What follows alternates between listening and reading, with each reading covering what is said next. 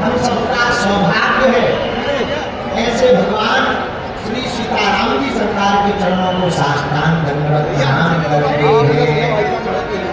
बागेश्वर हनुमान जी को प्रणाम, दादा गुरु जी को प्रणाम, कलयुग के राजा सन्यासी बाबा बागेश्वर महाराज जी को प्रणाम, रावण नगरी को प्रणाम एवं हमारे दक्षिण भाग में विराजमान सभी विद्वज्जन, सभी संतजन, सभी महान पुजारी आचार्य सभी जनों के चरणों में नाम प्रकट कर दंडवत प्रणाम दास का स्वीकार हो।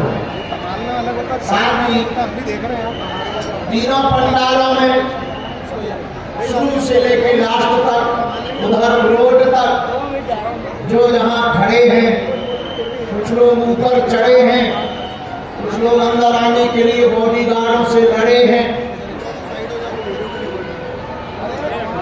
फिर भी बागेश्वर बालाजी के दरबार में पड़े हैं। जो जहाँ विराजमान है, आए हैं, हम आप सबको भी कली कुलशेखर पावन अवतार श्री तुलसीदास जी महाराज जी की एक चौपाई के साथ प्रणाम करते हैं। सिया राम सब जग जानी, राम जोगी जुग कानी, राम प्रणाम जोगी जुग कानी।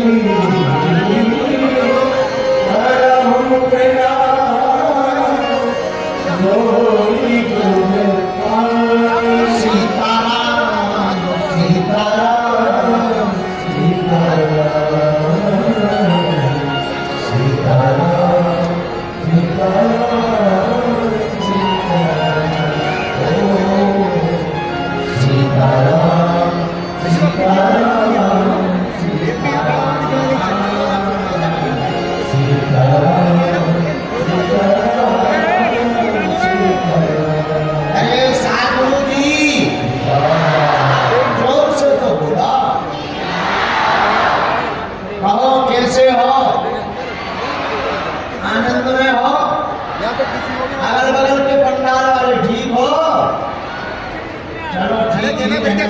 बढ़िया रहनी चाहिए। अच्छा अपन लोग कर भी कर सकते हैं, नहीं रहेंगे तो करेंगे भी। एक महात्मा कहते थे सीताराम सीताराम सीताराम कहिए, जाही विधि आखे राम, ताही विधि रहिए। दूसरे महात्मा बोले रहिए नहीं, रहना ही पड़ेगा और कोई उपचार ही नहीं है। जैसे भगवान रख रहे हैं वैसे रहना चाहिए। बोलो सीताराम। आज चौथे दिन की भगवान की कथा श्रवण करने के लिए आप लोग विराजमान हैं। यह आप लोगों का सौभाग्य है। भगवान की कथा को आप बार बार सुन रहे। वैसे तो भगवान की कथा एक घड़ी आधी घड़ी आधियों में बुनियाद तुलसी चर्चा राम की हरि बोली अपराध। एक घड़ी भी सुन लो तो काम हो जाता है। बोलो सीताराम। आप कहोगे गुरुजी फिर 7 दिन की कथा क्यों सुना रहे हैं? देखो भाई, कई लोग ज्यादा गहरे सोते हैं, उन्हें ज्यादा जगाना पड़ता है। जो जितना गहरा सोता हो उतनी ज्यादा बार जगाना पड़ता है। जो कम गहरा सोता है वो जल्दी जाग जाता है। अब जैसे कुत्ता जानते हो, डीओजी डॉग, कुत्ता बहुत कम गहरा सोता है, उसके अगल बगल कुछ भी घटन पट हो तुरंत जाग जाए, तत्क्षण तैयार हो जाए।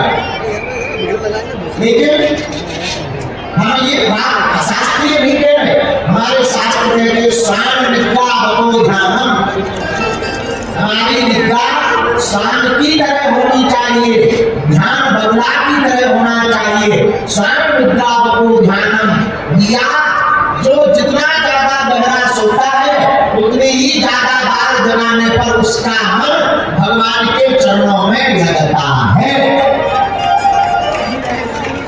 आप कहोगे पंडित जी, अगर भगवान की कथा थोड़े में ही कल्याण कर सुनाने की क्या जरूरत। भैया किसी का दिल बड़ा कठोर होता है और किसी का दिल कितना भी कठोर हो, करते करते अभ्यास के जड़मती होते सुजान और रसलिया बन जाए दिल कितना भी कठोर हो, करते करते अभ्यास के जड़मती होते सुजान और रसलिया बन जाए सिर पर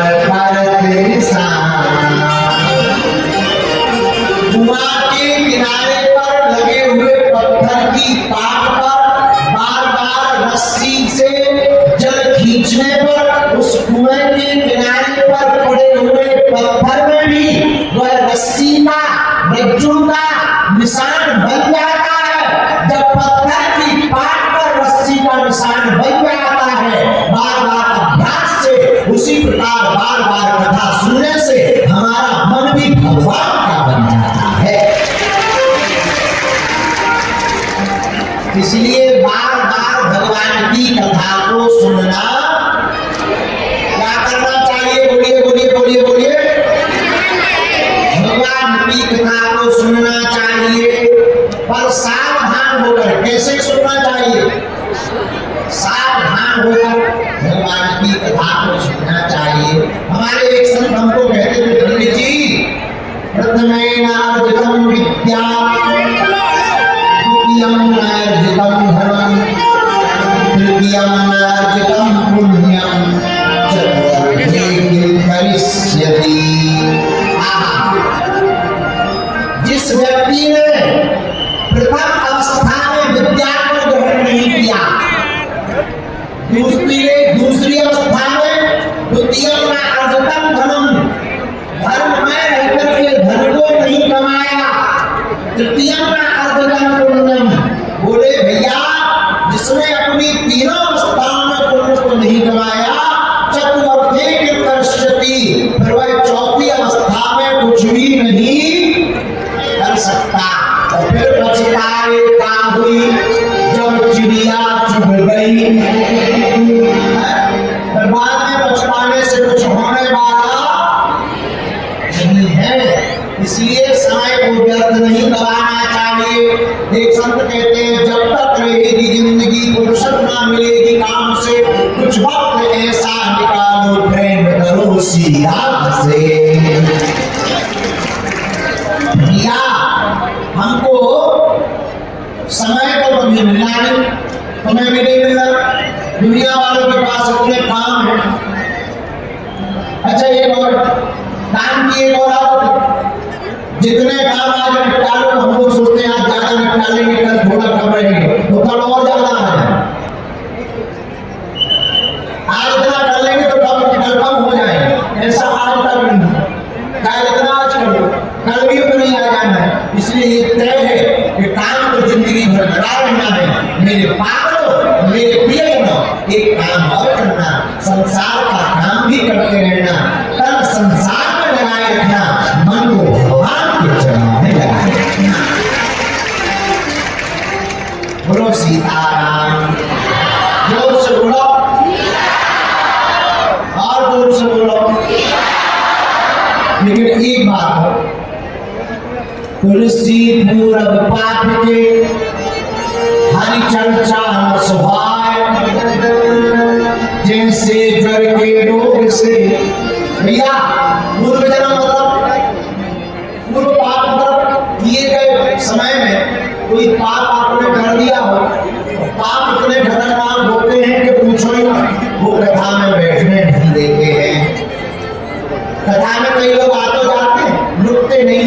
कथा में आएंगे सोई में इमरजेंसी काम आ जाए। कई लोग कथा में आ जाते हैं और मेरे को गाड़ी खड़ी कर देते हैं, तब तक 250 साल पुराना मित्र मिल जाता है।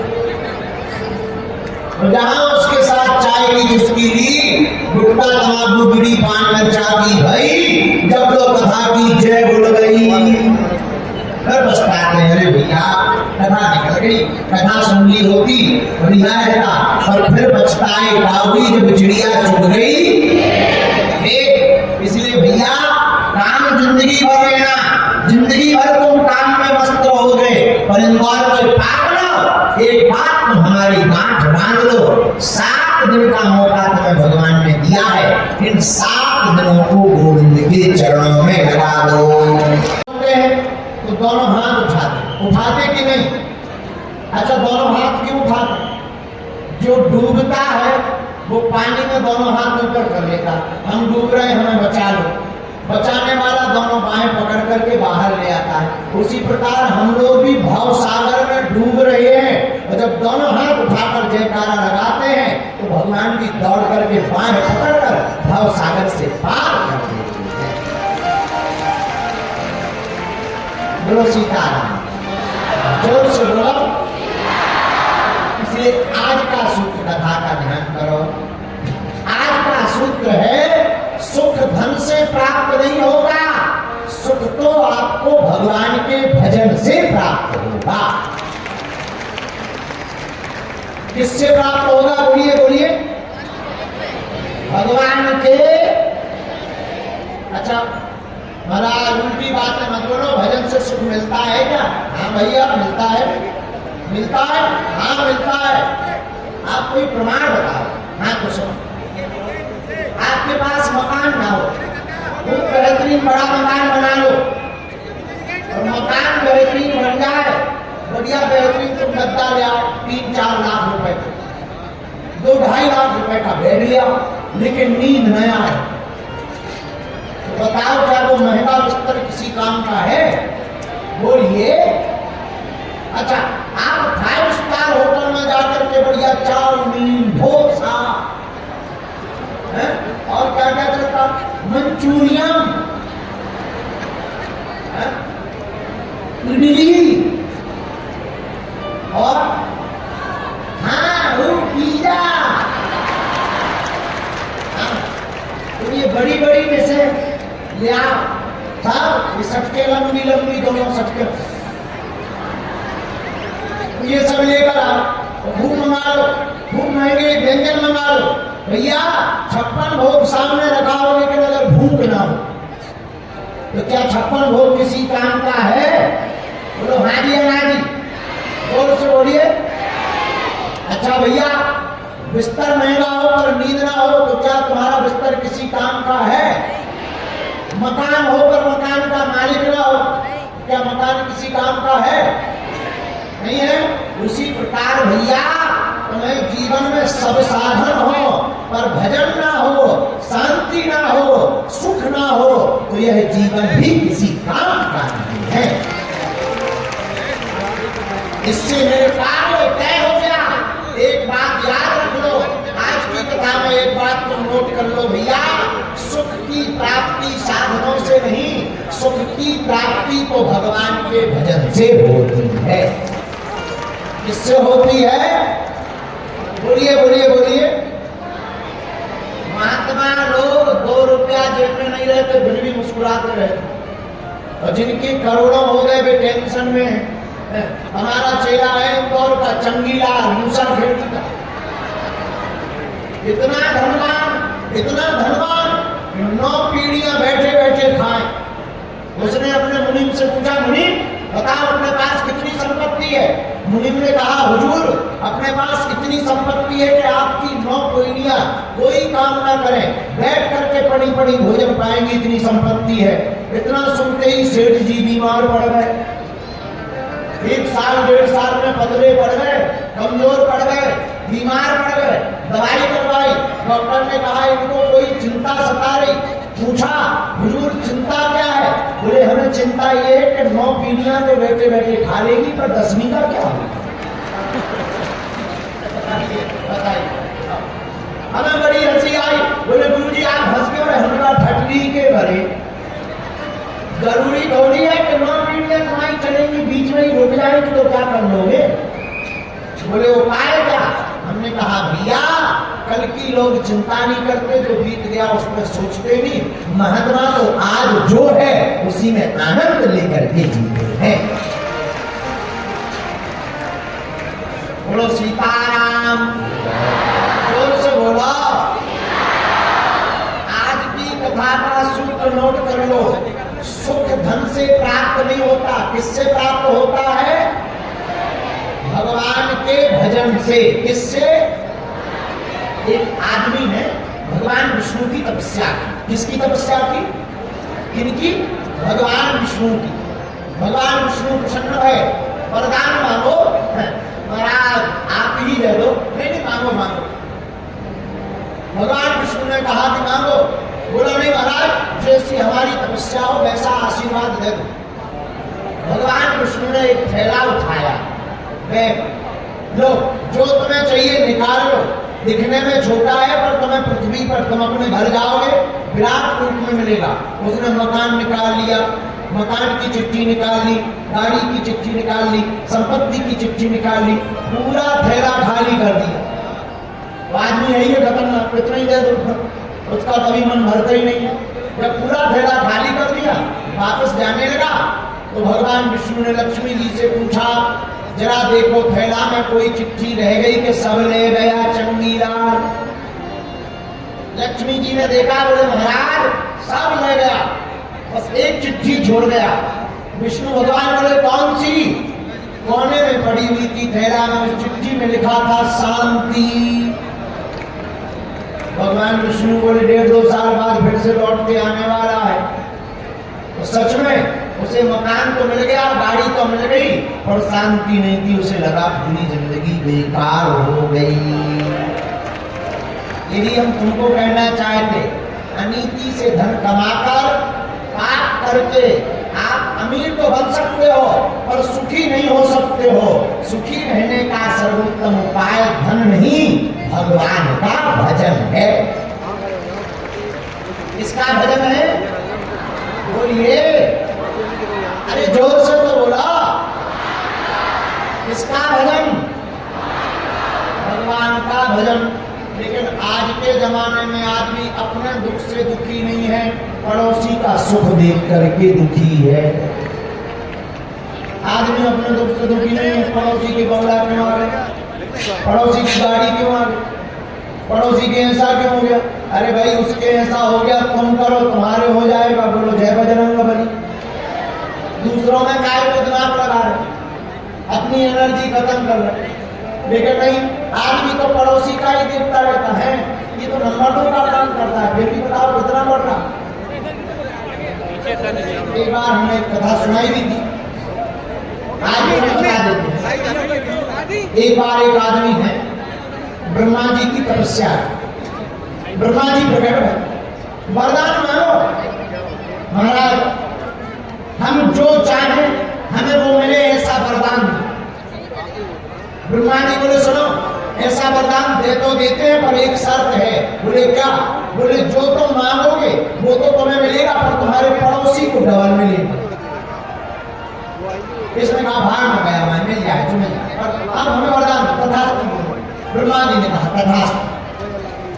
ये घर आया, घर आकर के सबसे पहले उसने कहा हे भगवान हमारा मकान बन जाए। इसका तो मकान बन गया 2 मंजिला, लेकिन 4 मंजिला पड़ोसी का बन गया, और एक नहीं 2-2।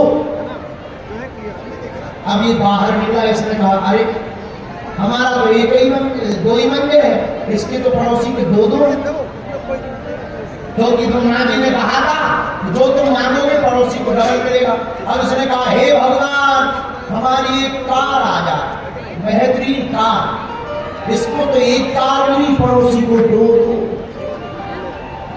अब और उसका दिमाग खराब, पड़ोसी 2-2 कार, कभी इसमें चले कभी उसमें चले। ये अपनी कार को दिखाया तो पड़ोसी भी हॉर्न बजा, 2-2 देखा, 2-2 मकान। इसने कहा हे भगवान हमारी एक लुगाई आ जाए, इसको तो एक आई,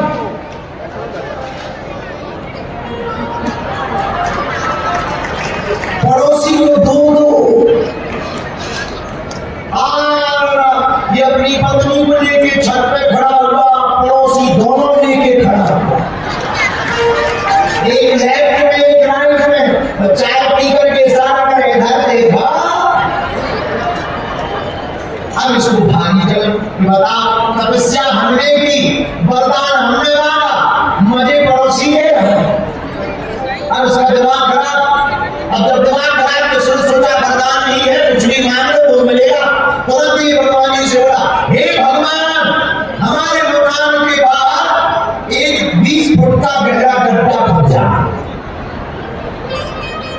इसके बाहर तो एक गड्ढा पड़ा पड़ोसी के बाहर।